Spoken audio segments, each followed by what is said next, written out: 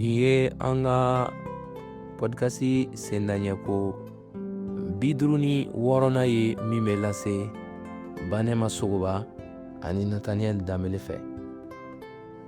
Bi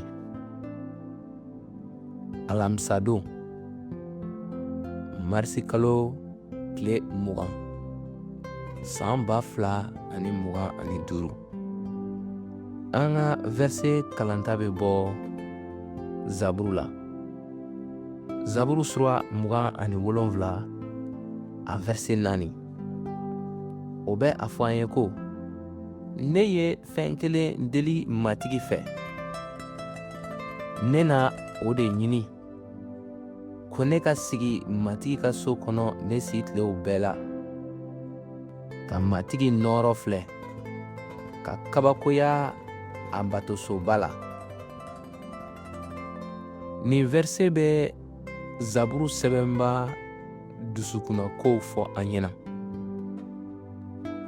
ka ɲɛnamaya Ala ka yɛrɛya kɔnɔna na, ka tɛmɛ bololafɛnw ka dubaw kan, ka sama Ala ka jɛɲɔgɔnya sɛbɛ nɔfɛ, ani ka Ala nɔɔrɔ, ka a filɛ ani ka yɛlɛma Ala nɔɔrɔ fɛ. An ka kan ka sama fɛn belebeleba jumɛn de nɔfɛ? Yala an bɛ ka Ala ka yɛrɛya ɲini ka tɛmɛ fɛn bɛɛ kan wa? Yesu Kirisa bɛ an kalan ko tilennenya, kɔngɔ ni minɔgɔ bɛ minnu na, olu na dumuni kɛ ka fa.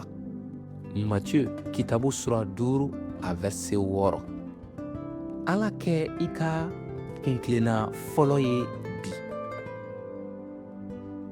A ka yɛrɛya ɲini ni delili ni tanuli ani a ka kuma kalani ka miiri a ko la.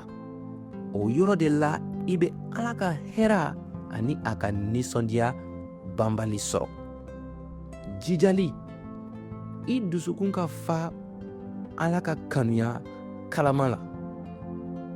A bɛ i kunbɛn ni nisɔndiya ye a ka so kɔnɔ, ani a bɛ i wele ko i ka i ɲɛ jɔ a la ka a filɛ don o don.